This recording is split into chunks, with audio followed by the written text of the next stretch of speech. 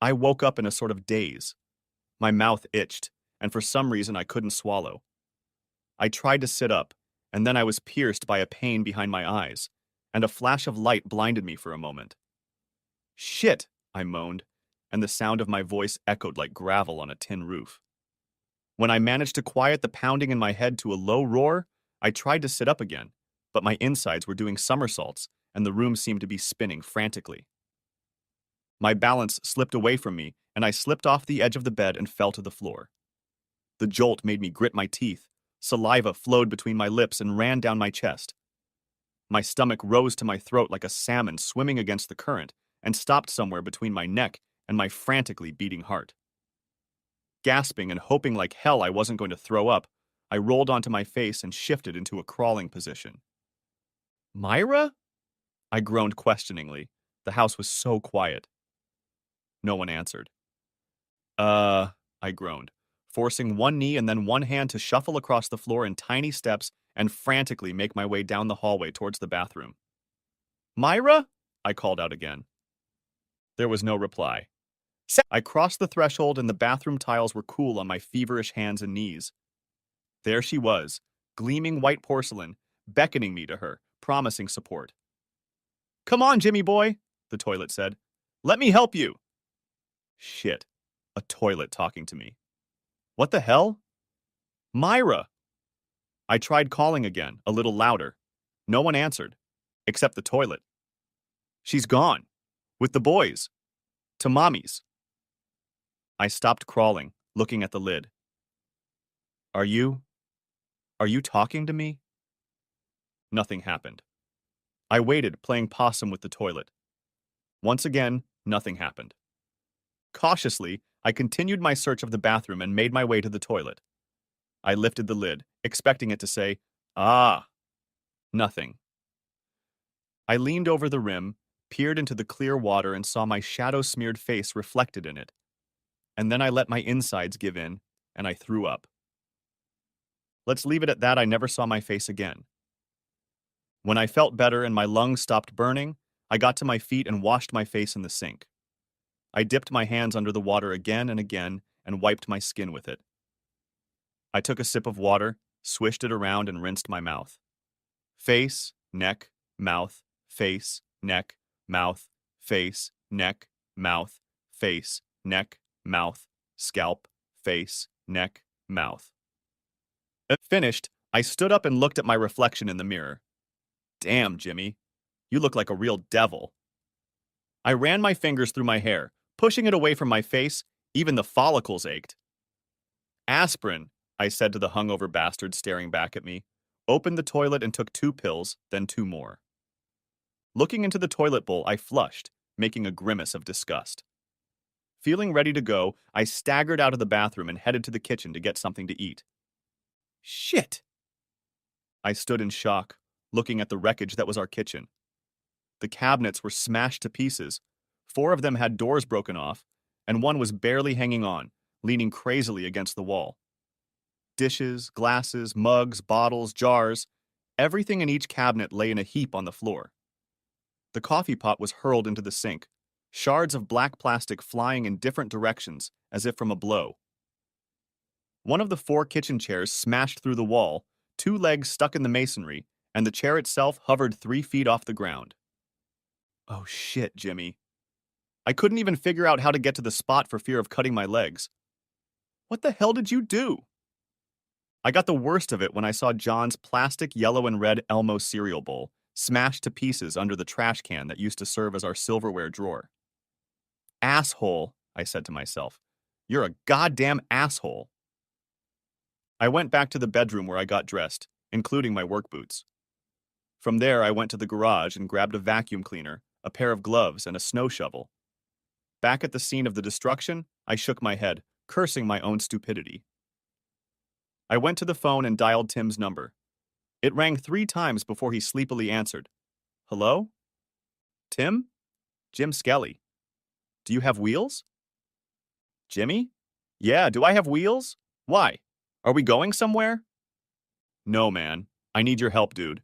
Come to my house, bring your work gloves. Sure, dude. I'll be there in an hour or less. He sounded more awake. You okay? No, Tim, not really. I pulled myself together and took a deeper breath. Just stop by and see me when you get here. I hung up and called Jerry. On his way, please leave Grace at home. Brian, I'll be there by 11, don't worry, buddy. My dad, what the hell did you do, Jimmy? I'll be there and bring your mom.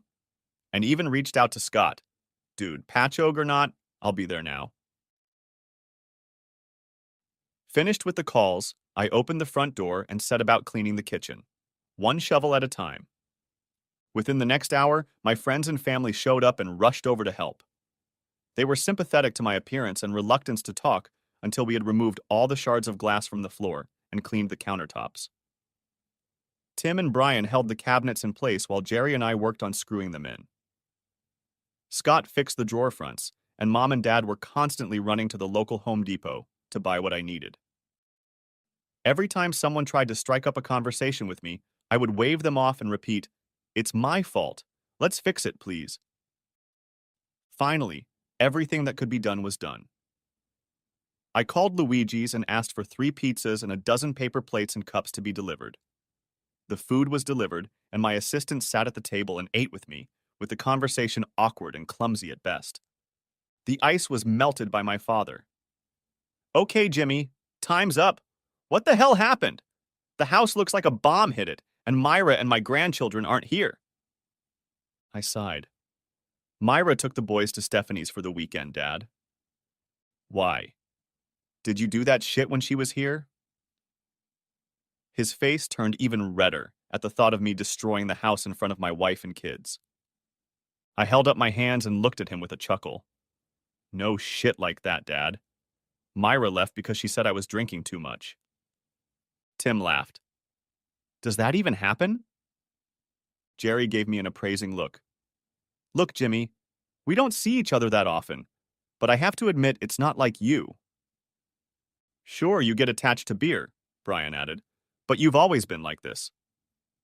"What the hell do your boys know?" my mom asked, putting her hands on her hips. "Are you in Myra's head? You just said you don't come here that often, so how the hell do you know?" She looked up at me, green eyes flashing piercingly. "Well, Jimmy, do you drink a lot?" "No, Mom. No more than usual."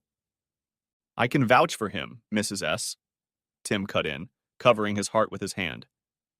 "Scout's honor. He doesn't drink more than usual, and he's often the most sober he's ever been."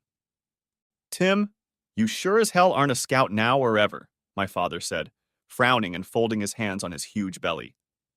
"Quit roughing it, Jimmy. Are you drinking more than usual?" "I don't think so, Pops. I swear." "Well, Myra apparently thinks so." "Jimmy," my mother began, "do you drink in the mornings before work?" "Sometimes. Not always. Maybe if I've had a really bad night's sleep." "Yep.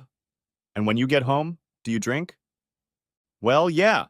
The best way to end the day is with a beer or two. Isn't there a rule or law that says a man can't have a beer at the end of a hard day? What's that, Iran?" "Don't be rude to Mom," my father growled. "So you drink beer in the morning and at the end of the day." "Awesome," he frowned. "You sound like my brother Patrick. Goddamn loser." "Hey, Pops, that's bullshit. Patrick's a goddamn alcoholic." "And why?" Tim asked. "Does he go to meetings?" Scott reached out and stroked Tim's neck.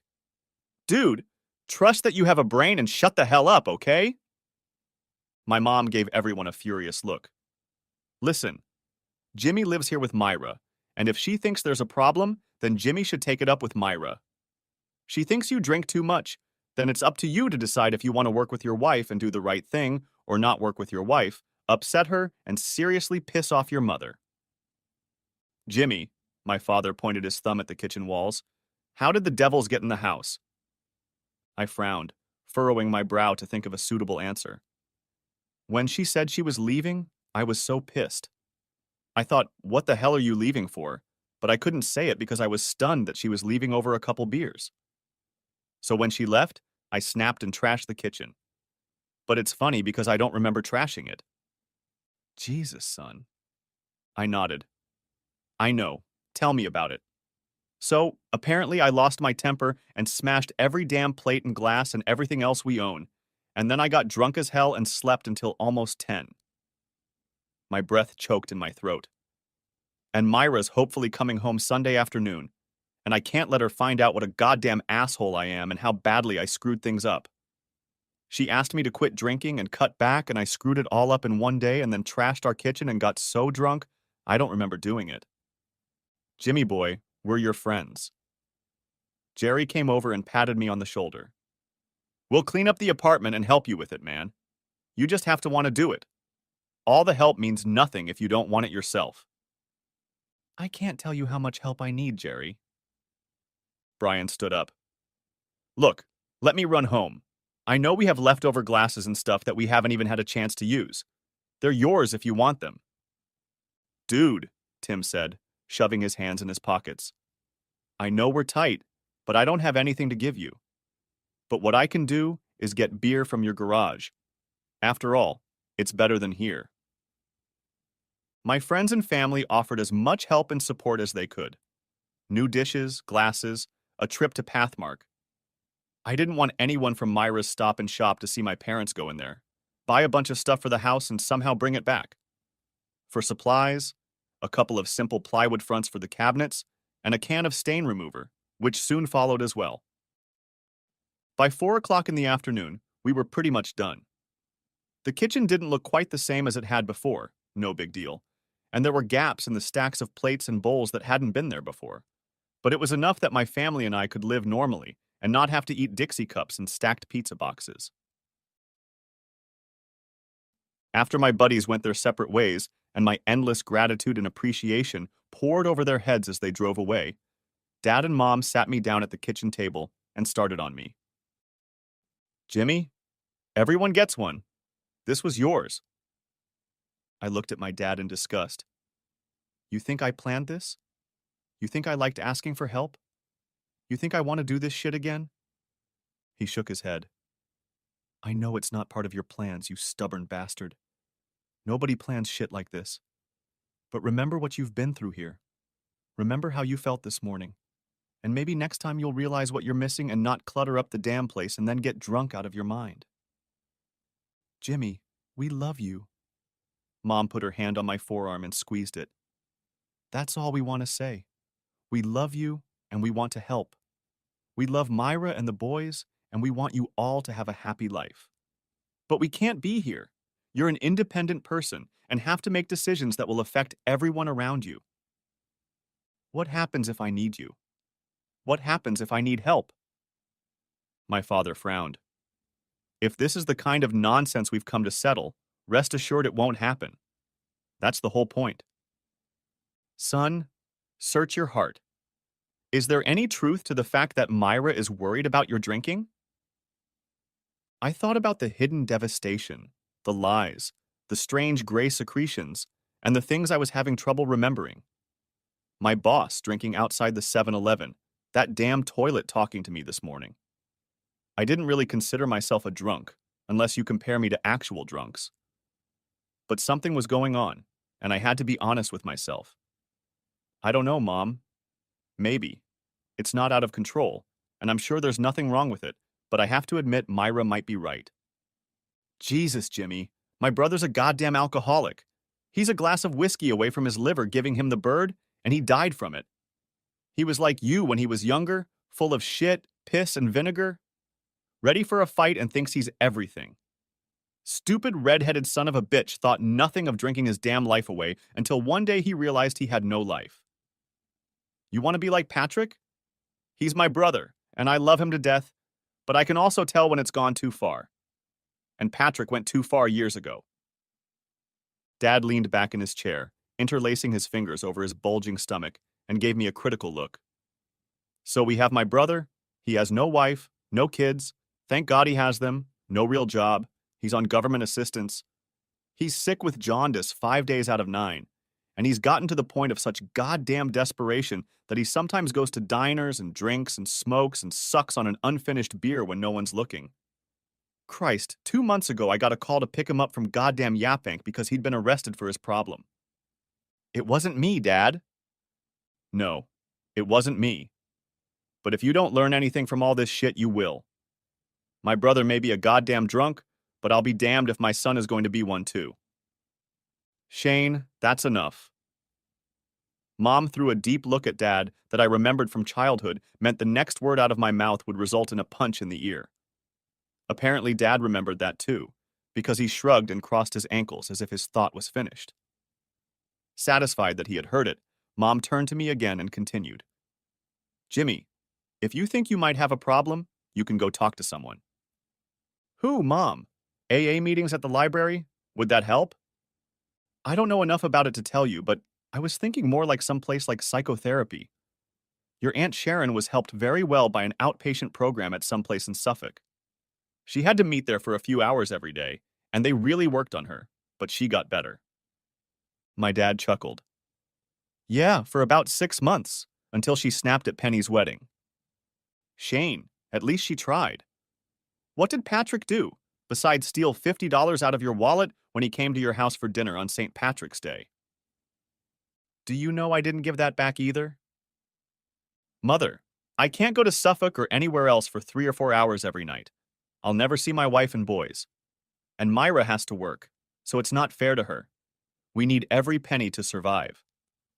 Yeah, but you should have gone to technical school for auto repair like I told you. Dad, I love cars. I like driving them, but I'm not very good at fixing them. So hauling lumber on a forklift is your goddamn dream job? My temper was always like a goddamn yo-yo when my dad got involved. It's a good job for now. I have plans. Your plans have been awesome lately, Jimmy. Jimmy, Mom interrupted, it's never too late to change things. And if you have to take time off work to get help, it's worth it. Don't you and Myra have any money left over from Grandpa? I shook my head and wondered. Mom's dad, Grandpa Connell, had lived a pretty hard life.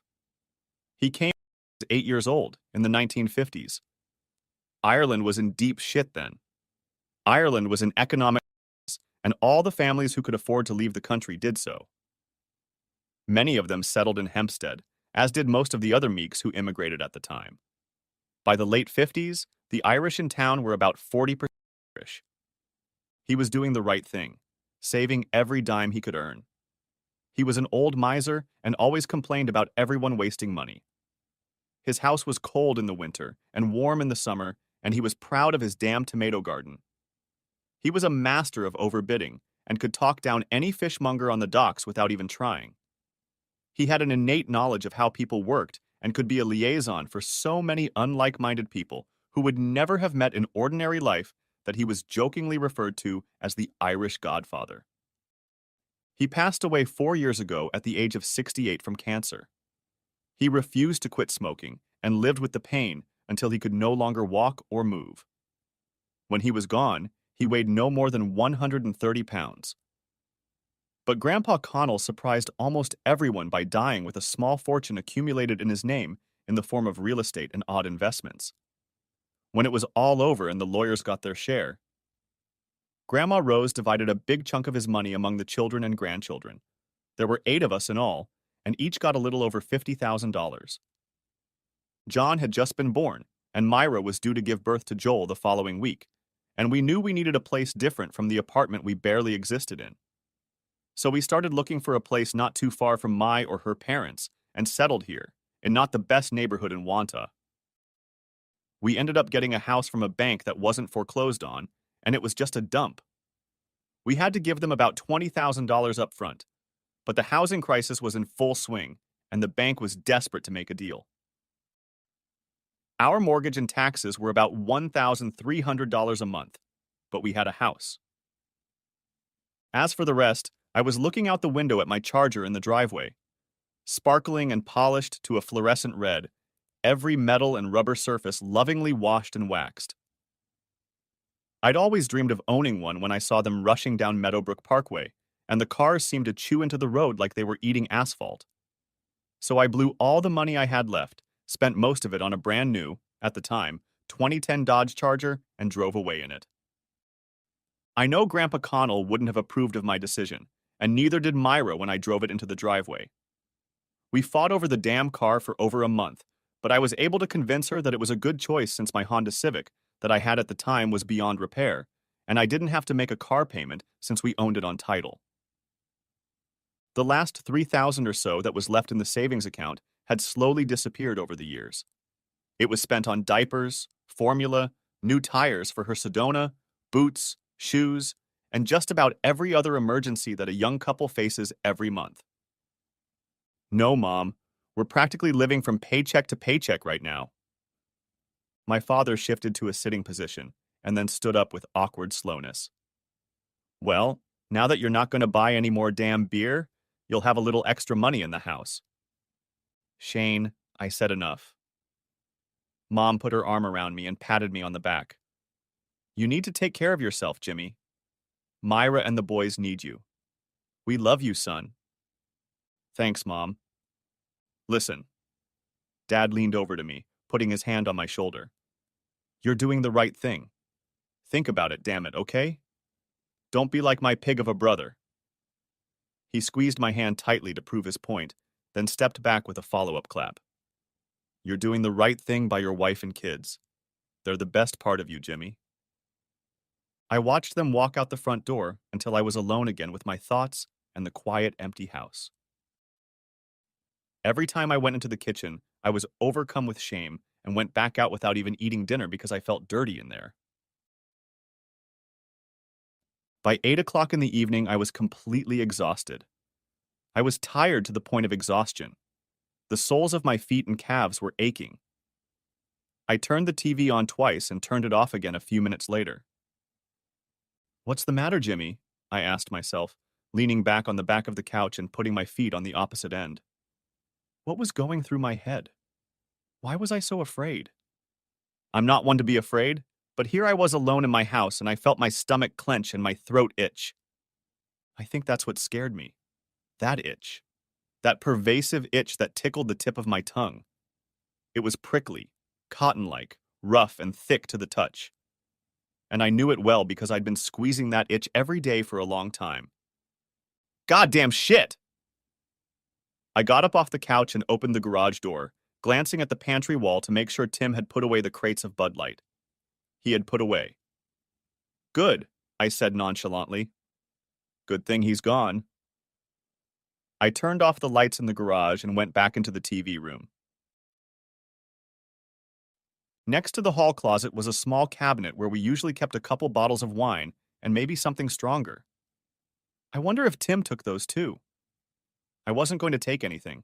I was just curious.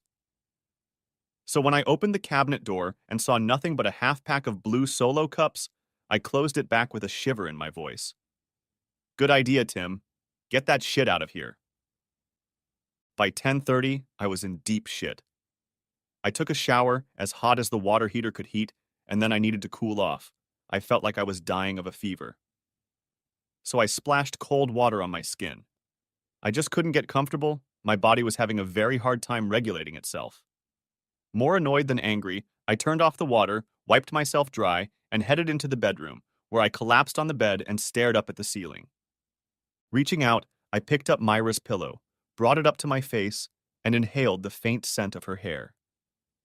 Damn it, Myra. I'm so sorry. I'm so sorry, kids. I pressed her pillow tighter against my face, the fluffy softness covering my nose and mouth, and my heart beat fast and uneven. Her free hand reached down to check on baby Jimmy, briefly squeezing my balls and bringing them to rest. I frowned. Great. Didn't even twitch. Feeling sick from the whole damn day, I rolled over onto my back and closed my eyes, allowing myself to finally fall asleep. Waking up the next day, I had no idea what time it was. Sunlight was streaming in through the window, and I had to rummage through my nightstand to find my alarm clock. 11:53. Damn it, I'd slept all day. I got up expecting to feel rested after a long night in bed, but instead it was just the opposite. I was tired as hell. I peed and then went looking for something to eat, marveling at the variety of food I could find in the fridge. Wow, thanks, Mom, I said, pulling out a package of bacon. How long has it been since you've had bacon in the house, Jimmy? Eventually, The smell of cooking meat filled the room as my bread finished baking in the toaster. A little mayo, tomato, and lettuce, and I had a great BLT as a first course on new, at least for us, plates. Holy crap, it was delicious. I cleaned everything up and then took some time to clean the rest of the house. No reason for Myra to come home to a freaking mess. Okay, laundry isn't my strong suit. I folded clothes for both boys, as well as Myra's and my own, and it looked nothing like it did when she did it. But it was clean, folded in half and stacked in drawers, so I know that must mean something. Then I went outside and fiddled with the lawnmower until it came to life. I mowed the grass, weeds, and leaves from front to back. Anything that was on the ground, I chewed up and mowed under the root. If the leaf pile was too high, I raced the mower back and forth over it until there wasn't a single whole leaf left, just brown-orange confetti that I hoped would scatter overnight. Around 3, I jumped in my car and drove to the local store to get myself a soda. The Arab-looking guy behind the counter barely looked up when I walked in, his eyes fixed on the football game on the tiny 9-inch TV next to the cash register. I filled a glass with ice and a Pepsi and was about to go make a call when I stopped in front of the display case with the chickens. Gleaming silver, bold, clear lettering, and I realized it was filled with Rocky Mountain amber liquid in 12 different jars. Sure, it might be barely below room temperature now, but an hour in the fridge and it would be ready to drink. I grabbed one of the 12 packs and looked at the back of my palm as if it had personally betrayed me. Jimmy, what the hell are you doing? Are you serious? What about Myra and the boys? Well, hell, I had a rough weekend, and I deserve a beer or two. You had a shitty weekend because you drank too much goddamn beer. Hey, I'm out here sweating my ass off after working outside. It's just beer. I could feel droplets of moisture slowly dripping down my forehead. If you're hot and thirsty, you have a damn soda. Drink up, you stupid drunk asshole. I'm not a goddamn drunk asshole. Are you? Prove you're a goddamn drunk. Go away. My hand remains over the cardboard pen. Hey, Jimmy, get out! Damn! Get out! Okay, I exclaimed, jerked my hand away as if burned, and whirled toward the counter. It was obvious by the looks on the faces of several people in the store that I had made my statement not only out loud, but with some volume. Sorry, I muttered, handing the clerk 2 crumpled bills from my wallet. Rough day. The guy nodded, handing me my change and probably hoping I'd just walk out of his damn store and shut the hell up. Oh well. I gave him what I assumed he wanted and climbed back into my baby car to drive home. Once home, I went outside to do some more jumping rope, which got to 215 before slowing down and going over my feet. After that, I did some push-ups, just to keep my mind sharp and my body toned. Damn, I was craving a beer. I slumped to the ground, resting my face in the dying dry grass, spreading my toes and sticking my elbows out. I never realized how much I wanted beer until I physically tried not to drink it. It was harder than anything I'd ever had to do before, and I felt so awful I couldn't go on. I forced myself to my feet and staggered into the house where I sat in a chair and stared at the front door, my mind blank and my thoughts incomplete. It went on like this until I heard the sound of car doors slamming and the screams of my sons. My sons. I jumped up from my chair at the exact moment the door swung open and John and Joel flew into the house. Daddy! Daddy! We missed you! Every word they said felt like it pierced my heart, and suddenly everything fell into place. This was the reason I had to quit drinking. It was the reason I couldn't take my hands off the beer. 2 young guys I loved dearly were frantically hugging me and laughing gleefully at their long-awaited reunion. The yard looks good. I looked up. My eyes were irritated by something. Maybe dust and cat hair, who knows. But I brushed away the tears and saw Myra standing there with a bag in her hands looking kind of lost. My wife looked like something was about to happen. Like I was a stranger to be feared. My Myra, who was uncomfortable being at home and with me. Not a chance. I stood up, picked my sons up in my arms, and carried the 3 of us to the love of my life, where I laid the boys on the ground, and we all fell into each other's arms and cried our eyes out. Oh, babies! I missed you guys. I missed you and Jay so much. I'm so sorry. I'm so sorry. Please don't go, babies. Jimmy, James, we've all missed you too. I love you. We love you, Daddy. We love you, Mommy. We stood in the doorway with our arms around each other, happy to be together again, to have the wounds in our hearts and families healed and mended after a horrible weekend spent apart. When she looked up at me with tear-drenched cheeks, I wanted to punch the bastard who made her cry, and I realized I'd have to punch myself. She shook, hugging me until we were all tired, and our tears turned to laughter and giggles, and our emotions raged through us like the wind in a field.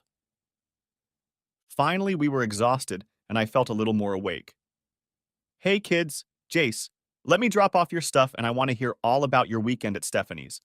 Don't leave anything out. I want to hear everything, okay? I will, Daddy. I'm going to watch TV until we talk. I'll go watch it with John Boy, Daddy. When the two of them turned on the TV, I cast a penetrating look at Myra and tilted toward the top of her head. I wanted to tell you that I love you, Myra Skelly. I leaned in a little more and kissed her forehead. She looked up at me and asked pitifully, James, have you been drinking anything today? You've been acting strange.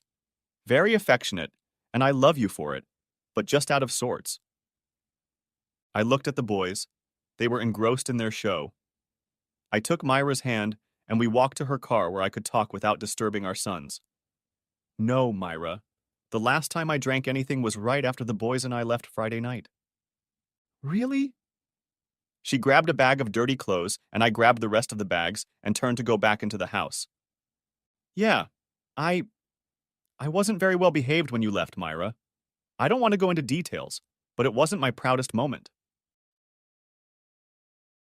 The next day, Mom and Dad, Tim, Scott, Brian, and Jerry came over and helped me get my life back on track. Not a drop of alcohol in the house, not a case of beer, not a mug of liquor in the garage. Wow. I'm impressed, James. Really impressed. She snuggled up to me and hugged my sides as we re-entered the house. I noticed that the cabinets don't quite fit together now, but she held up a hand to interrupt my comments. They look great, and I have to say they hang better than the old ones. Thank you. It's not just my credit. There really isn't much of it. I've had a lot of good help. I'm glad, James. You need this, and I don't know how to help you. I took her hand in mine. It's not for you to help me. This is something I have to do for myself, and for you, and for the boys. I know that, and damn it, I'll do what I can. The rest of the night was the complete opposite of how my life had been going for the past 2 days. John and Joel told me about everything they did with Grandma Stephanie, where they went, what they ate, and how much fun they had, even though they missed me. We played Go Fish at the table and ate fresh Entenmann's cookies that Myra had found in the cupboards. I should have thanked her for not saying anything about replacing the dishes, but I could see she was anxious. The evening passed in bathing and fiddling until it was announced that it was bedtime, and John had to go back to daycare in the morning. For the entire next week, I fought back like a linebacker, hitting hard and falling through the ground. Every morning I woke up feeling happy for myself and my life. My boys were my focus, my wife was my inspiration, and taking care of my family was my goal. On Wednesday, Tim called me over to play pool, but I waved him off, saying I would spend the day with Myra and the boys. He laughed and called me a goddamn wuss, but I had to give him credit because he showed up at the house a little after 7:30 p.m. that night and brought a half-dozen little pumpkins for John and Joel to carve. He stayed there until the boys went to bed, and even Myra thanked him for coming. She hugged him and kissed him on the cheek for his efforts. I caught him peering at her ass as she walked down the hallway to the bed, for which he received a sharp slap on the arm. Careful, Timmy. That's mine. Relax, Jimmy. I'm just studying the menu and I'm not going to order anything. It's not my restaurant. He chuckled. I mimicked his laughter, finishing by saying, "Ha ha ha, Dick. Just watch your shit." We walked outside where he lit a cigarette and offered it to me. We smoked together, looking up at the night sky and the cool October breeze blowing across the yard. He fumbled in his jacket pocket and pulled out a small bottle of Jack Daniels. Dude, do you mind? I smiled at him, feeling confident. Poor compadre. He grinned and took a sip, screwing on the cap. What's up, man? Honestly? Pretty good. Myra and I are getting along better every day. The boys are doing great, and I'm focused and alert like I haven't been in a long time. Glad to hear that, Jimmy. You were in deep shit when we came out. I don't think of Jimmy Skelly any differently than I think of a cinder block or brick wall. Solid, dependable, indestructible. That's you, man. I nodded. It is, buddy. Don't worry about it. Everyone stumbles and falls. Winners get up and losers are left lying on the ground bitching about it. He finished his cigarette butt and tossed it under his heel. I'm passing out, Jimmy. That was great. Thanks for letting me stretch out your family time. Hey, that's what buddies are for. He glanced at his watch and smiled. I'm getting out of here. I need to meet someone. I got a job as a driver. I raised an eyebrow. You? First of all, the job. That's ridiculous. Second, driving. Dude, you can't drive for shit. Maybe, but I get $300 in cash, and all I have to do is drive a duffel bag to Coram and drive another one back to Roosevelt Field. What the hell? Timmy, are you on drugs or some shit? He laughed. I have no idea. I don't look in bags. My buddy needed a ride with someone one night, so I agreed. When we got to Roosevelt Field, some hustling freak in a Camaro tore my buddy's ass up for being an idiot and threw me the money. Since then, I've been moonlighting once a week or so hauling bags. Tim, you're an asshole. Don't get caught. No, I'm fine. He held out his hand and we shook it, patting each other on the back in a manly way. Then he stepped off the porch and waved goodbye. Jerry, Grace, and their daughter Brittany came to visit me for the weekend. Myra and Grace had a great time socializing with each other, and John and Joel played with the Xaver baby girl. There was a definite purpose to my plan, as Jerry and I spent almost all of our time working on the damned crappy water heater. It had two elements in it, and we managed to get one to work fully and the other to work reasonably well. We set the temperature at 140 and tested it all day. And sure enough, the house had hot water again. Myra sang me dithyrambs, and Jerry praised me for my ability to hand me a 10 mm socket and hold the bulb just a little higher. We laughed, I grilled hot dogs, and the wives made salad for everyone. It was a little weird not to have a beer, and I know I was a little distracted after dinner, but I made it through the day without a breakdown, and we called it a success. My work remained the same, but I assumed Doug had noticed that I had become less sloppy and more collected, since as time went on he didn't scold me for anything. The weather was getting colder, and orders were dwindling as the construction season was winding down, and most of the contractors had switched to inside work. In the second week of November, I had my first beer. It was a cold Tuesday, the temperature barely reached 40, and it was raining. Not torrential, but steady, and you got soaked no matter what you did. We had the sheetrock delivered, and the trailer driver had to huddle with his back against the roof in the yard to keep the load from getting wet after the tarp was removed. We already had 24 boards left, and there was no way Doug wanted to release the load and return it tomorrow, so I had to deliver it to the building. This meant that every time I wanted to take a load off the truck, I had to wait for the driver to roll back the tarp so I could lift it with my pitchfork. So the job took 3 times as long as usual. So the rain poured down on me 3 times longer than usual. Then it was necessary to get the stone quickly into the building before the top slabs became saturated with moisture. And all of this had to be done surrounded by trucks of contractors and homeowners who were constantly moving in and out of the yard gates to load up.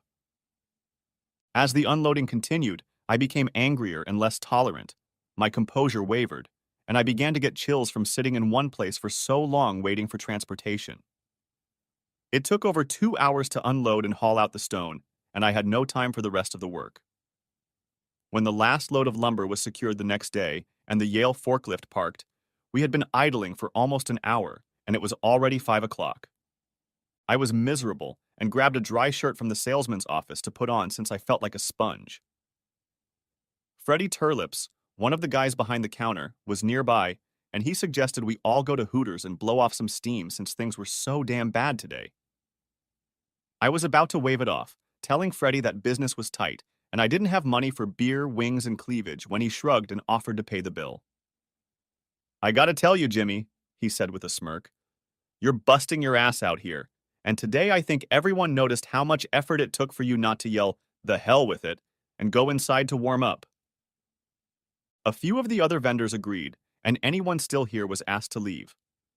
I called Myra, but frustratingly answered the answering machine. Honey, we've had a shitty day, so we're going to go rest for an hour or two. I'll be home before 8. Love you, kids. We headed to the local Hooters, where we managed to grab a corner table with minimal wait. There was a game on the nearby flat screens, and we asked the waitress, Candy, as if that was her real name, to bring a couple servings of wings and 2 pitchers of beer. As we relaxed and I felt my pants drying awkwardly on my legs, I absent-mindedly grabbed a mug from the center of the table and filled it from the nearest pitcher. What are you doing, Jimmy? Just drinking a beer. Are you sure that's a good idea? Sure, I've had a really shitty day. What about the last month? You've been looking out for yourself this whole time. I know, and that's why I know this beer won't be a problem. It'll show that I can control myself, and it won't be a problem. 1 beer? Just 1. You can have 1, Jimmy. Just 1. It's all right. I took a sip, parted my lips, letting the cold amber liquid slide over them. A pleasant taste, a muted aroma. I could taste the hops, grainy on my tongue. The remaining lace of foam tickled my whiskers as I swallowed a mouthful. Such a clean flavor. In a word, delicious. My mouth stretched into a wide grin, the remnants of the warming beer teasing the roof of my mouth and the hollows of my cheeks. I took another slow sip, feeling my throat bubbling as the soda passed through my system and out with a slight belch of hops and grain-laden air. I kept my word, and while I may have eaten too many chicken wings, I only drank 1 beer. So I said goodbye to my work buddies, climbed into my Charger, and drove home to my wife and kids. Hey, it's Dad! I exclaimed, swinging open the front door and standing on the doorstep with my arms spread out. Hey, Dad! John rushed towards me, letting me catch him as he squeezed my neck in a fierce hug. We heard you on the answering machine. Really? I didn't hear you guys. Joel grabbed my right leg, settled on my foot, and pressed himself firmly against my calf and thigh. I rocked my youngest son forward and upward as I entered the house, and his shrill laughter was almost deafening. Where's Mommy? She's in the potty. Ooh, that sounds confidential and important. From behind the closed bathroom door, Myra exclaimed good-naturedly, It is, so stop talking about my potty, boys. We all walked over to the bathroom door and took turns knocking on it, asking, Are you in there? Whether she answered or not, we kept doing it until we burst into laughter, and finally, Myra opened the door, looking wildly around and grinning like a panther. The boys screamed in feigned terror and ran away, and I rushed the other way, Myra trying to grab me by my shirt. I ended up tangled in the couch when John stopped in front of me, and my wife was finally able to grab me and slow me down. Yes! Yes! She shouted with a smirk, putting her hands on my shoulders and pushing me backwards. I'm in the bathroom. I let her plop me down on the couch where she landed in my lap, wrapping her arms around my neck. We missed you, James Skelly. I leaned down to kiss her and felt her fight a smirk as we did so. As we pulled away from each other, and the boys tried to pull me away, I noticed a change in her eyes as she cast a hazy look at me. Hey, honey, did you happen to have a beer tonight? John and Joel took my hands and pulled me to the floor to play Matchbox cars with them. Yeah, kids, but only 1. Do you think that was a good idea? Sure, just the 1, no sweat and no problems. I smiled victoriously and tried to reassure her with a look. Okay, since you say so. Although she expressed her understanding, something in her facial expression and demeanor let me know she wasn't completely sure. For myself, I was sure. For a whole month I hadn't tried anything, and when the temptation came, I only tried one thing: a piece of cake. On Friday, I was rushing home after work so Myra could get to her job on time when I remembered that I didn't have any mac and cheese mix in the house, and I had promised the guys I'd make my special version. So I ran into the local convenience store and bought 2 boxes of Kraft macaroni, quickly walking up to the counter. While I waited for the elderly lady in front of me to make her final lottery ticket selection, I looked around and noticed that the store was having a Budweiser sale, a 6-pack for $3.25. Hell of a bargain, I pondered aloud. I'd just gotten my paycheck and I had a pocket full of cash. I'm not going to drink them cold, but it wouldn't hurt to have a pack on me in case I have another rough day. I took the pack and paid for it with my cheap blue boxes, nodding to myself that it wasn't a problem. It wasn't at all. Back home, I kissed Myra goodbye and she hurried off to work, promising that I would be up and ready by the time she returned. The boys were perplexed as to what I meant, and I laughed as they talked about being up and ready with me all night, not realizing the double meaning of my words.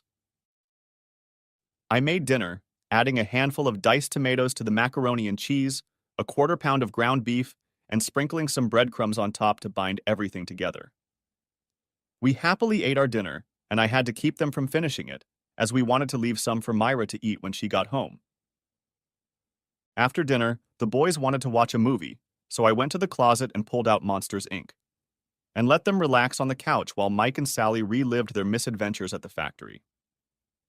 I leaned back in my chair, relaxed with my sons, and decided I felt good enough to have a beer.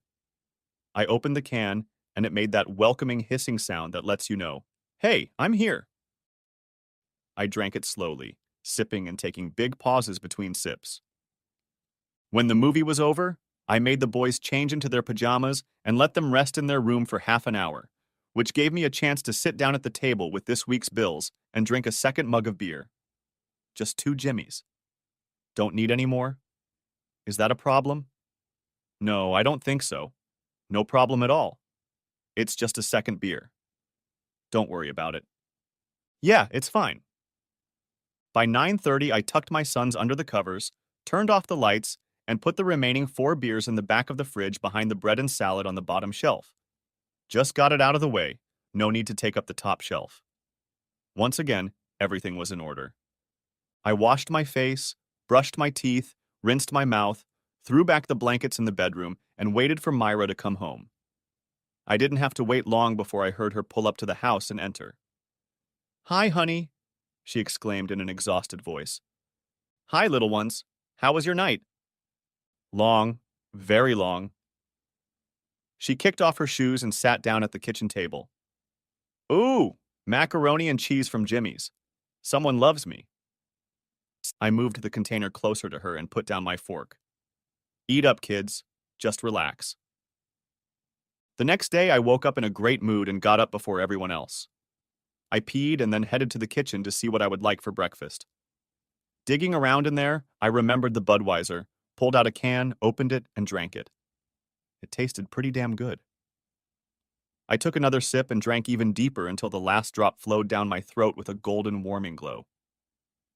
I crumpled the can in my hand and tossed it into the trash can where it fell with a metallic clang. "Good morning, honey," Myra greeted me, dressed in a sleep shirt, her hair ruffled on her pillow. She looked at the trash and frowned. "James, did you just finish your beer?" I smiled. "Yeah, kids, just one." "Where did the beer come from? I thought we got rid of it." "Yeah, I bought a 6-pack of bottles yesterday. It was on sale." She looked nervous.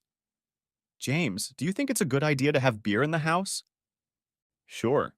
Then again, I've only had 1 bottle. It's not a problem. Really, you don't have to make it into something bigger than it is." She nodded her head, but I could see she wasn't convinced. "Okay, James, but if I think it's becoming a problem, you're not going to stop me from getting rid of it, are you?" "Not a problem, Myra. You won't have to worry because it won't be a problem. A scout is a great honor." The days went on one after another, all through November. Each day was a little shorter and colder than the previous one. John and Joel were enjoying the coming winter, and Myra was cooking Thanksgiving dinner with her mom and my parents. I didn't even notice that I was already drinking a beer or two a day. It seemed normal, no big deal. And when I went to 3 and then 4, it didn't bother me one bit. I could see Myra getting more and more anxious and trying to ask me to stop, but each time I reassured her that it wasn't like before and not to worry, I had it under control. When I went to play pool with Timmy the week before Thanksgiving, it seemed natural to me that we would play an elimination game, which we had done before. So when I beat him 3 games to 2, I felt no pain. I realized I probably shouldn't have had that last glass of whiskey and switched to soda to sober up a bit. Since I didn't want to risk getting behind the wheel drunk, we didn't leave the pool hall until 11, which meant that after driving Tim home, I didn't get back to my place until almost 12. It was slow and insidious, but it crept up on me even when I was looking for it. As Thanksgiving got even closer, it was only 2 days away, Myra started getting almost constantly irritated with me, and everything I did was already wrong. Give me a damn break. I was doing the best I could. Plus, I was tired all the time.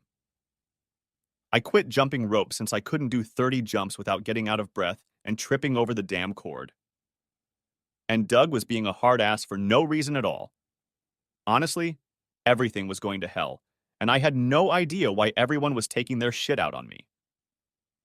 James, I need to talk to you, was how it started after I put John and Joel to bed. Damn it, Myra. What now? It's late, and I have to work in the damn morning. Tomorrow is the last day before vacation, and Doug is being a total asshole to me. James, your drinking is getting out of control again. I frowned. Back to that shit again? Come on, kids. I told you I can handle it. It's not a problem, so don't make a big deal out of it. James, you seem to drink all the time. And you promised me you wouldn't do it. She clenched her hands into fists, clinging to the napkin like a lifeline. I want you to stop. Okay. I threw my hands up in the air. I'll stop. Are you satisfied? No, I'm serious. Me neither. Why the hell do you want me to fill out a form? James, please. It's vacation time. I know it's vacation time. Like I don't know? Didn't I go to the store today and get cranberry sauce and gravy and a bunch of other shit you asked for? I was upset, and it bothered me that I was upset. What the hell are you upset about, James? Calm the hell down. James, please calm down. Wow, that's great. She said the same thing I was thinking. I'm calm. I'm calm, Myra. You're making me upset. Here's the deal. I won't drink, and you won't nag me, okay? Tears streamed down her face as she turned away, whispering, I can't. You can't. You can't what? Not nag me? That's what you can't do? She didn't say anything, went into the bedroom and closed the door. I sat in the kitchen, frowning and feeling like shit. Good for you, dickface. I looked at my fingernails, absent-mindedly chewing on my pinky finger. You like making your wife cry? Tough guy, asshole, macho douchebag, making a woman cry. You make me sick, James. Sick, sick, sick, sick, sick, sick. Annoyed, I walked over to the couch and lay down on it, falling asleep to the quiet sounds coming from the house. I woke up the next morning to Myra shaking my shoulder and my brain not understanding why I was looking at the TV and wondering how come I was on the couch. James, wake up. You overslept. Huh? I rolled off the couch to the sound of 100 screaming muscles, my back cracking wildly as I straightened up and put it back in place. What the hell? Staggering, I headed toward the TV until I could read the clock. 6:38. Goddamn shit, I growled. I'm going to be late. I blew past Myra and ran into the bedroom, tossing my boxers into the laundry basket and dressing quickly. I pulled my shoes on one at a time, lacing them up quickly, and then slipped into my sweatshirt. I rushed down the hall to the bathroom. I could hear Myra in the kitchen stuffing something and the refrigerator door slamming. It's nothing complicated, Myra. I have to go. I splashed toothpaste straight into my mouth and began brushing my face fiercely with a dry toothbrush. Toast, James! That's right, buttered toast. Can you drink coffee at work? I spit in the sink and shouted back, When the roach coach comes over, I'll do it. I rinsed my mouth and then splashed water on my face, rubbing it in. My hair looked like I'd slept on the damn couch. Shit. I heated the water and dunked my head under the faucet, rubbing it until it was wet. Then I quickly towel dried my hair and slicked it back with half a dozen sharp strokes of the hairbrush. Good enough. I ran into the kitchen just in time to put on my jacket, take 2 slices of buttered toast from Myra's hands, and bestow a scalding kiss on my wife. I'm an asshole, kids. Sorry about last night. She shook her head and waved me toward the door. Don't worry about it. Just watch yourself today. Run. It's 6:47. Drive carefully. I love you. I love you too. I ran out to my baby girl, barely swallowing the first piece of toast. I started her up, pulled out of the driveway and started the engine, tires roaring as I raced away from the house to my job. Come on, baby, I said to my Charger as we pulled onto the main road, hit the gas pedal, and made the 8-cylinder engine roar in response. The wide tires bit into the asphalt, holding the 5,000+ pound car in place as we raced toward Huntington and Florence. The minutes on the dashboard ticked by one after another until it was 7 o'clock, and I cursed every red light and slow-moving freak I was stuck behind. Finally, I saw the building painted green, jerked the steering wheel sharply, and pulled into the parking lot at 7:08, stopping with a squeal of brakes. I jumped out of the car and ran to the front door, horrified to see that both drivers were already in the yard and starting their empty trucks. Doug, I'm sorry I'm late. I overslept. I offered, running up to the counter and quickly signing in. Damn me, Jimmy, he replied, holding a clipboard in one hand and a rolled-up plan in the other.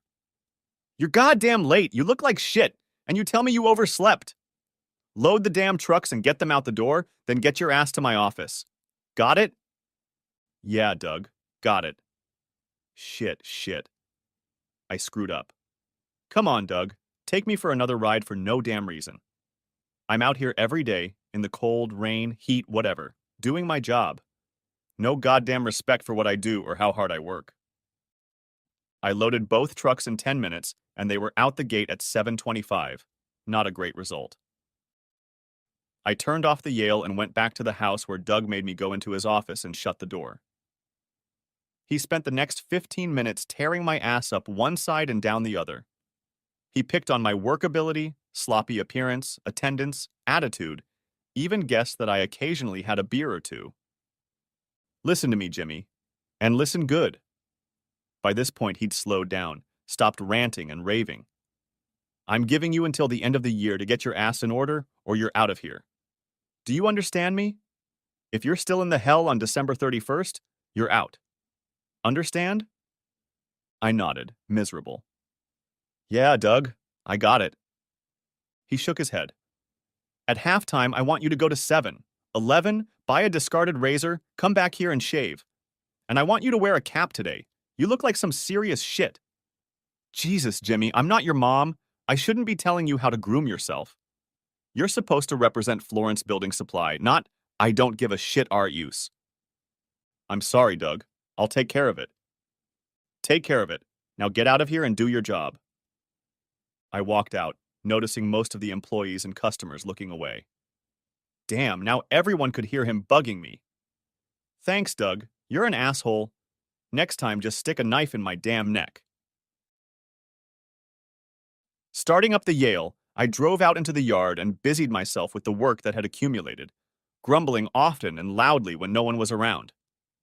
By the time the cockroach trainer showed up, I was dragging, no energy left, fatigue finally creeping up and taking its toll. Hey, Scott, I greeted the driver, filling a large styrofoam cup with coffee from his urn and adding some sugar to it. Got a blanket? No, sorry, Jimmy. I handed him $3 and climbed tiredly back onto my forklift. No covers meant I'd have to hold my coffee while I worked, which meant I was working slower than I liked. And sure enough, at this point, Doug was standing at the big window overlooking the yard, watching me single-handedly drive the forklift in low gear down the rutted sidewalk, sipping coffee. He only shook his head and went back into his office. Damn me, I growled as I took the last sip and then crushed the half cup in my gloved hand and tossed it into the junk drawer I kept behind the seat. Not one damn thing all day. At 11:30, I was feeling nervous, miserable, angry, frustrated, and just plain depressed. My hands were itchy, and my head felt like a lot of needles were ringing in my head. I ran to lunch, popped into 7-Eleven, and bought a 3-pack of cheap Bic razors and a can of overpriced shaving cream. Then I made my way to the back of the store, to the refrigerator, and pulled out a 12-pack of Coors. Damn, I deserve this, I thought, as I paid for my purchases. This damn thing isn't giving me a break today. I drank one in the parking lot and was already feeling much better when I was done. Parking the Charger, I walked back to the yard where I took a second drink. The anger faded as the heady beverage cooled me down. Taking the rest of my purchases, I went to the bathroom where I washed my face and shaved as thoroughly as possible with cheap blades. My face was as smooth as it could ever be. To hell with it. I gathered my supplies and left the bathroom heading for the exit, slowing down outside Doug's office so he could see me. He looked up when I stopped at his door, and my eyes met his. Better. I didn't say anything back. Everything was boiling inside as I walked to my car and threw my bag into the passenger seat. Seeing the bottles of Coors lying on the floor, I pulled out a third and slipped it into my jacket pocket. Damn, I need this today, I muttered, walking back into the yard and getting to work. The day didn't get any better, but it didn't get any worse either. I managed to get a beer while I waddled around the back of the yard near the roofing shingles. It felt good, like I was personally getting something from Doug for being a ruthless asshole to me today. At 4, Doug gathered everyone at the front door, where he threw a grand ceremony to hand out today's paychecks, like we were getting a bonus instead of the usual 2 days' pay. Like he was going to open the place up on Black Friday to hand out checks. I suppressed the urge to tell him to back off, and instead thanked him for the check, putting it in my coat pocket. He looked at me strangely, narrowing his eyes and sniffing the air as if he smelled something. Damn, this freak can smell beer. It's okay, I just won't exhale. Huh? A hell of a lot smarter than you, asshole. Once at a safe distance, I exhaled and congratulated myself on being so damn smart. I went to the bathroom and washed my face so I could drive home, but I didn't like the crease forming between my eyebrows and the muscles in my neck tensing. I walked out of work and, as usual, no one noticed me. It was like I was invisible as hell. I opened my nursery door, grabbed a box of Coors from the floor of the front seat, and set it on the floor of the back seat, but not before grabbing another one to drink before the ride home. I had to slide the big box behind the seat to make room, and its contents rumbled as it shifted. It was filled with all sorts of stuff I'd salvaged while driving the forklift here. Stuff the contractors threw in the dumpster, stuff I found in the yard. It was mostly rebar, 2-inch ribbed metal posts used in concrete foundations and forms. Each one weighed 3 pounds or so, and I'd accumulated about 20 of them over time.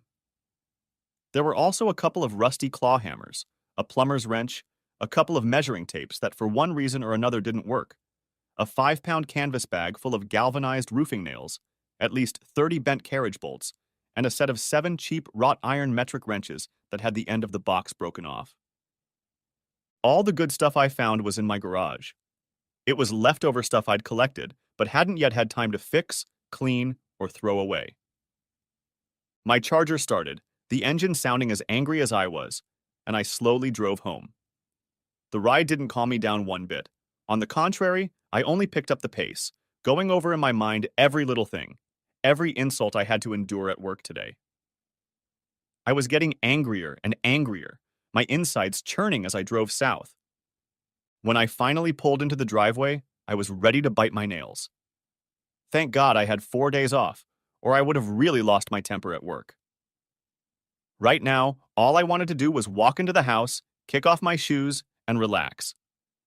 Hey, sweetie, how was your day? Myra was in the kitchen, condiments, spice jars, pots, and pans lying in disarray on the counters and stove. It's been a hell of a day, Myra. Okay? Damn, I'm so sorry you had a bad day, James. Was Doug pissed off that you got in late? Pissed off? Haha, that doesn't even describe what a miserable bastard he was to me. It's shit, I'll tell you that. Shit. I put the remaining box in the fridge, pushing aside a few packed bowls to make room.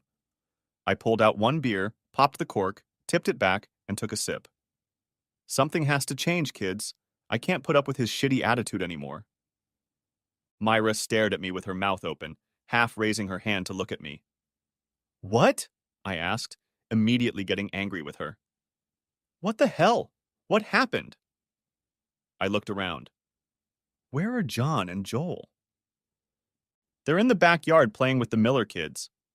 She shook her head. What the hell are you doing? What? I picked up my beer. This? Nothing. I've had a shitty day. I already told you that. James, that's enough. Give me a beer. She held out her hand to me. Are you crazy? I'm not giving you my beer. I had the worst day today, and I'm telling you, it's your damn fault. My fault? She almost shouted back.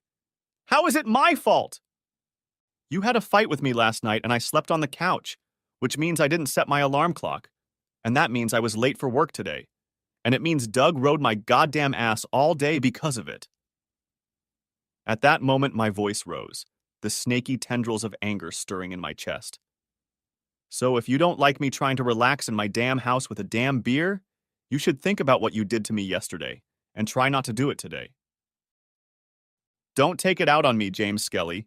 You're more than a significant part of this problem, and you need to take responsibility. Don't patronize me, Myra. James, give me that damn beer. You've had enough. I held it over my head like a child, not giving her the opportunity to take it away. Seeing that I wasn't going to let her take it, she frowned and opened the refrigerator door, pulling the rest of my case off the shelf by the edge of the cardboard box. Hey! I shouted. Put that back! She backed away, heading for the sink, and I went forward. James, no more drinking, no more drinking. I lunged after her, reaching for her back, and we both pulled at the box, the cardboard ripping and beer cans flying all over the kitchen.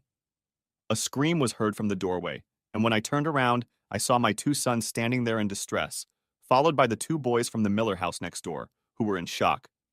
Daddy! Mommy! My children screamed, walking into the kitchen horrified at what they saw. John! Joel! Get out of here! I ordered, hoping they would move far enough away so I could calm Myra down and get my beer. It's okay, boys. It's okay. Myra thrashed in my arms, trying to break free, but I wasn't about to let her go. Not after she dropped my beer. We needed to talk about this, and we needed to do it now. With a final, terrified expression on their faces, the four boys ran out of the kitchen and into the backyard, slamming the door behind them. See what you've done. I growled at her, the volume rising, a snake crawling through my lungs, fire blazing in my throat. I hope you're happy. Let me go, James. Let me go. Get out of here. I want you to leave. Just go away. I can't take this anymore. She was on the verge of breaking, wriggling and twisting in my grip. As we struggled, I set my foot on one of the fallen cans, and the seal broke, allowing the foaming beer to spill across the floor. Muddy puddles gathered on the linoleum. Calm down, Myra! I squeezed her tighter as she tried to break free, my fingers encircling her wrists, the skin on them almost turning white under my grip. She moaned and wriggled but refused to relax, which only irritated me more. Myra, if you don't bloody calm down, I'm going to lose my temper. Ah! She screamed, I realized, in pain and frustration that she couldn't get free. I saw her leg drop backwards and then pitch forward sharply. She kicked me hard in the shin. The pain was sharp and aching. Let me go! Let me go! She kicked me again, and I took the blow again. I spun her around so she lost her balance and couldn't hit me a third time. I controlled her movements with my hands on her wrists, not giving her a chance to break free or hurt me again. Stop it, bitch. We stumbled across the beige floor, hitting cabinets, drawers, and tables like ping pong balls. All I could imagine was her finally listening to me and calming down. I don't know how long we fought in the kitchen. I know that twice she fell to her knees, and I physically lifted her to her feet, yelling at her to calm the hell down. But then I heard the sound of the front door opening and a deep voice yelling, "Police! Put your hands up!" Looking over my shoulder, I saw two police officers in Nassau County uniforms, one with his hand on something on his waistband, and the other standing behind me with one hand behind his back and the other pointing at me. "Get out of my house! Get the hell out of here!" I growled. The cop behind me extended his arm forward, and a jet of some kind of aerosol can hit my face, nose, and part of my open mouth. It felt like someone had poured acid on my eyeballs and then scraped them off with a cheese grater. I tried to scream, but all I managed was a high-pitched shriek as my throat constricted from the vile taste in my mouth. I couldn't draw in air, couldn't breathe, the membranes of my nose blazing with 100 needles. I let go of Myra, even in this state of pain, making sure she was standing behind me, her body covering her from the two thug cops who had come here, and I heard something that sounded like a gunshot, and then someone set my spine on fire. God knows how many thousands of volts raced through my shattered nerve endings as the stun gun the second cop had fired at me released its charge into my chest. I fell onto my back, unable to stop the spasms in my limbs and the shaking in my legs.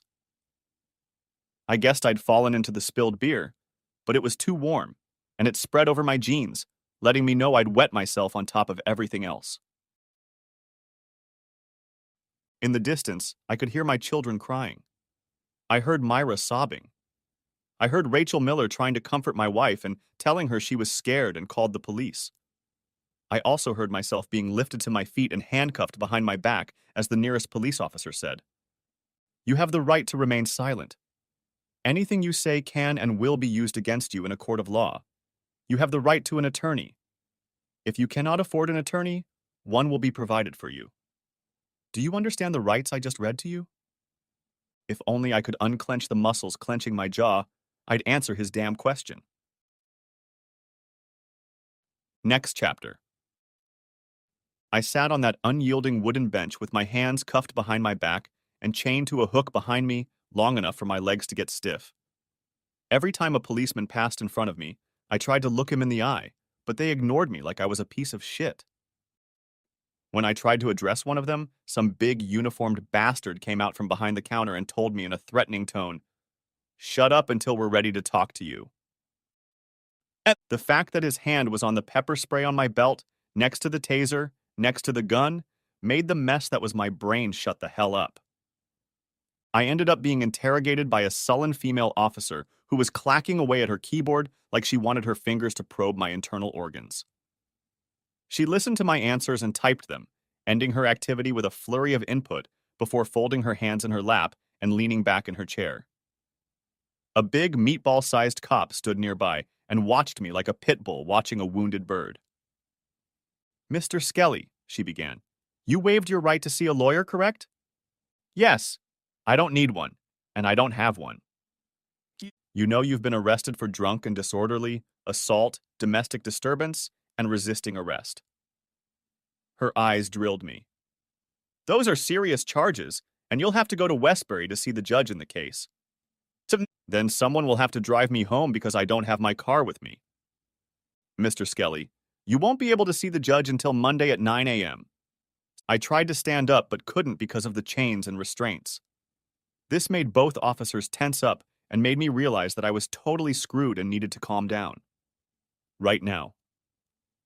I leaned back in my chair and took a deep breath, forcing myself to relax and hoping to show them that I was calm. "So, what's going to happen to me?" "You will be sent to the Nassau County Correctional Facility in East Meadow, where you will remain until Monday morning." I was stunned. "I'm going to be sent to jail." She leaned forward slightly, her eyes, which looked like narrow windows, staring intently at me. "Yes, Mr. Skelly." The rest of my time at the police department passed like a blur, as I was shocked at how damn bad my day had turned out. The shittiest environment in the world couldn't have been better if it wasn't for what I was going through. Within half an hour, I was put through what the cops call processing, involving photographing, fingerprinting, and cataloging everything I came in with, from my shoes to my wedding ring. And then I was escorted to a police car where I was put in the back seat, handcuffed again, this time to an unliftable brace in the back seat. The trip to the Nassau Correctional Facility was short, but it felt like hours to me. That high I'd felt before had dried up, and now I felt like complete shit. Jimmy Skelly, going to jail, scaring his kids, hurting his wife. What a piece of shit. All I felt was self-pity. We turned off the Hempstead Turnpike and drove north to the Nassau Correctional Facility. The sheriff's office was just outside the barbed wire fence, the building squat like a guard dog ready to bite. There were 2 gates for entry, and we stopped in front of the first one. A couple guards with rifles, damn rifles, stopped a police car and talked to the officer for a bit, while I just stared out the window in shock. Eventually, we drove through both rows of gates and stopped in front of one of the main doors labeled Admittance. I was helped out of the car and escorted to the double steel doors. Another officer opened them and I was allowed inside the prison. I was led down a gray and white hallway where a police officer handed me over to the correctional officers. They handed me a file folder with my name written on the side tab, and then the Nassau County police officer turned and walked away. Name. I turned around, amazed that someone was addressing me. Behind the green industrial doors sat a burly male officer, a computer screen in front of him, and he was waiting for my response. The officer standing next to me, his hand holding the chain leading to the handcuffs, nudged me with his shoulder and pointed at the seated officer. Answer him. Oh. James Skelly. Mr. Skelly, you are confined to the Nassau Correctional Institution until you appear in the Nassau County Court of Common Pleas in Westbury to appear before a judge for your crimes. The time required to serve your sentence for your crimes will be offset by the time you spend here from this Wednesday until Monday morning. Do you understand?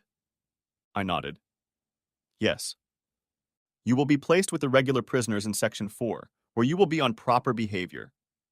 Any discipline problems may result in your transfer to a separate cell and possibly an extension of your stay here. I'm not looking for trouble. Honestly. Please put all of your belongings in this basket. There are some clothes for you in this bag. Please put them on. He slid a cheap, clear bag of blue-colored clothes toward me. Meals are 2 meals a day, and if you have money in your account, you can buy other things at the commissariat. However, given that you're here temporarily for now, you probably won't have that option. They cataloged all of my belongings, put them in a cardboard garbage can, and sealed it. When I was done, they led me down a large hallway where another correctional officer opened the double doors, let us through, and closed them behind us. To the left was a series of small corridors, and to the right were large rooms, with a huge stenciled number hanging above each one. We stopped in front of number 4 and waited. 1 to enter, said the officer to my left. A thin voice came from a speaker on the side of the door. 1 to enter. Step away from the door. An electronic buzzing sounded, and the double doors opened. Standing in them were 2 more correctional officers in professional uniforms and with facial expressions that tolerated no objection. Each was armed, and I could see that there were others behind the thick glass, some looking at me, others looking into the large room beyond the door. They examined me and then placed me next to a row of small doors that gave access to the 4th section. The same officer who had escorted me here noticed that I was nervous as I stood looking at the last barrier. He took my arm just above the elbow and pulled me tightly against him. Listen, Skelly, he said in a low whisper. Keep your temper, and everything will be all right. Don't steal anything foreign, watch your stuff like a hawk, and if you let any of the tougher ones rough you up, they'll be rough on you. I heard the officers order the prisoners away from the door, and 3 of them raised their rifles and put them on alert. Damn those rifles. They weren't pointing them at anyone in particular, just letting the population know they weren't going to be trifled with. I had no idea how normal any of this was, how unusual or special. All I knew was that I was completely unprepared for this and desperate for a drink. Right now, damn it. but I also knew it wasn't coming. Finally, the door opened with a metallic click, and I was ushered inside. Just outside the door was a painted box, marked on the concrete floor with a square about 4 paces square. Once I was in the square, the guard let me go, patted me on the back, and walked out of the section. I heard the door slam shut, then close again, and there it was. Jimmy Skelly was in jail for crying out loud. The room I was in was large and divided into 2 main areas: several low, simple beds that seemed to be bolted to the floor, and a second area where there were tables and long benches, also bolted to the floor.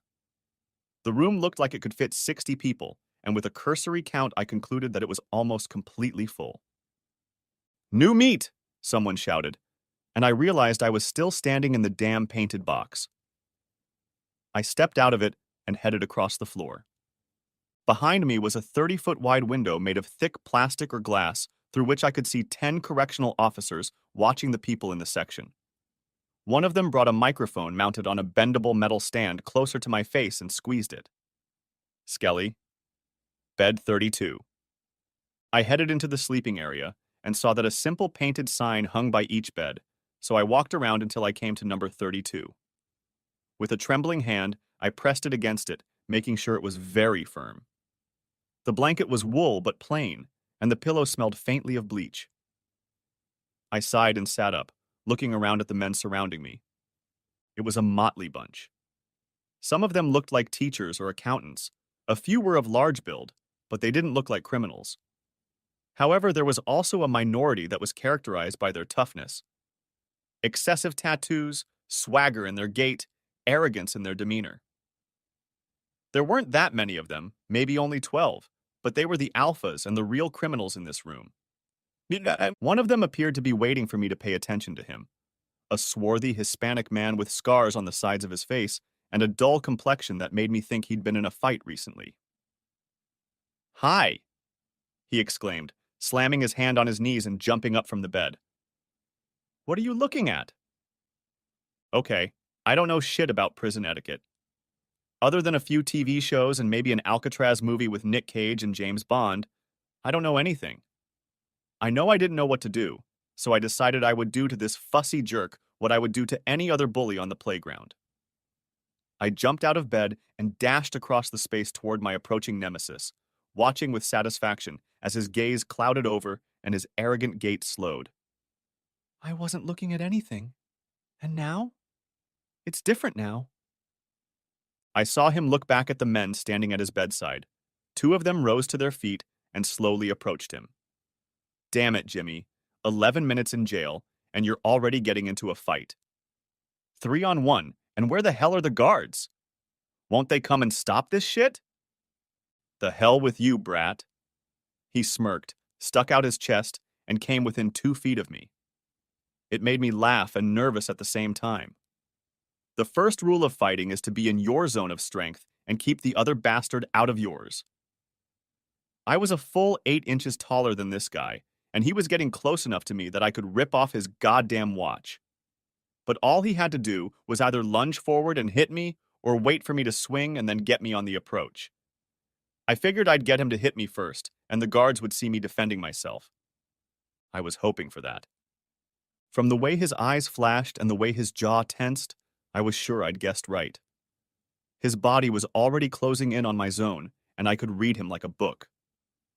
When he took a step to hit me, I stepped back, blocked his leading blow with my forearm, and then completed the move by swinging my right arm over his head, arcing it down and hitting the top of his skull. The other 2 assholes stopped and watched what was happening with their hands in the air. At the same time, I heard the overhead speaker come on, and the voice of the correctional officer say, "We have a lockdown? Lockdown. Everyone put your hands behind your head and stand at the foot of the bed. Repeat. Lockdown, lockdown, lockdown. Skelly, Morales, don't move." The main doors opened and in came too many officers with rifles. Everyone obeyed their instructions, and 4 officers stepped forward and led me and I think Morales, the guy I hit, out of the room to another part of the jail. I was put in a smaller room, 10x10, and Morales was taken to another place. Frankly, he didn't care. There was a small table and 2 chairs, again equipped with standard floor mounts. I was sat down, but not cuffed, and then left alone, where I waited only 2 minutes before a woman entered. She was in her early 40s, looking unserious. Her blonde hair was pulled back into a tight ponytail, and her clothes were a mixture of correctional officer's clothes and a business suit. She wore no makeup, and I noticed with displeasure that she had a gun, mace, and handcuffs hanging from her belt. "Mr. James Skelly," she began, her voice coarse from excessive smoking. "You're not here to cause trouble." "I'm sorry, ma'am. All I did was sit down on the bed and look around." "My name is Captain Phillips, and you will address me as such." She drummed her fingers on the table. "Mr. Morales is a member of the Iron Nation, though not a very high-ranking one. By attacking him, you may have come to their attention. Are you aware of that?" I scratched my head and sighed. "Listen, Captain Phillips. I was late for work this morning. I drank too much this afternoon. I was tasered by the police this evening, and today I was attacked by a thug I usually avoid because I happened to see him in jail. Who he is, and what the Iron Nation is, doesn't exist for me right now." She looked at her papers lying in front of her and then back at me. "You are here for a variety of reasons: drunk and disorderly, resisting arrest, assault, and battery. Since your court date isn't until Monday, you'll have to find a way to settle in and acclimatize in the 4 days and 5 nights you have ahead of you. I would advise you to keep a low profile and not come into contact with other prisoners, or you could end up here for a long time or possibly in the infirmary." "I understand. If there is another incident, we will be forced to remove you and place you in solitary confinement for your own safety. Do you understand?" I nodded. "Yes, Captain Phillips." She stood up, leaning forward. "Very good, Mr. Skelly. Allow us to return you to your section." I had to squeeze through again, after which I was allowed to return to bunk 32. When I got there, I was horrified to see that my pillow and blanket were gone. "Great, Jimmy. Now some bastard has taken your pillow and blanket." I didn't say anything, but just wandered down the quiet row while the inmates watched me, waiting for me to do something. When I got to a vacant bed, I pulled the blanket off of it. Looking around, I saw several prisoners sleeping on 2 pillows. I looked around at all of them, trying not to make eye contact, and noticed that a few of the regular guys had a second pillow, most likely taken from unused beds. I cleared my throat. I'm not looking for trouble. While the correctional officers were talking to me, my pillow seems to have disappeared. Maybe someone has a spare one they'd be willing to give me for the night? No one answered. I shrugged and was about to go back to my bed when suddenly a voice called out, "What would you give for it?" Looking closer, I saw a rather well-fed guy with a 3-day growth and rather greasy blonde hair lying on my bed. He had a third pillow in his hands, which he was hugging, bestowing me with his version of a stinky stare. "What do you want?" I tried to remember every prison show I'd ever seen. "I don't have any cigarettes to trade." The guy chuckled, as did a few others. "Nah, man, don't." He tossed the pillow up and caught it. "I need your rolls tomorrow."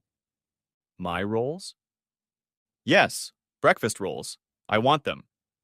I shrugged. "Okay, breakfast rolls, done." He tossed them to me. "My name is Scott. You can call me Squatch." "Thanks, Squatch." He waved his hand dismissively. "You're welcome. Just want your rolls." I went back to my bed with a new pillow and blanket, lay down and let myself forget. All I could picture was Myra's face as we spun around the kitchen, her eyes full of pain. So much pain and sadness. I slept like hell. End of part 1. Part the 2nd of May be coming out in 10 hours. Write in the comments if you're waiting for it. Also, give a like under this video and subscribe to my channel. I hope you enjoyed this video.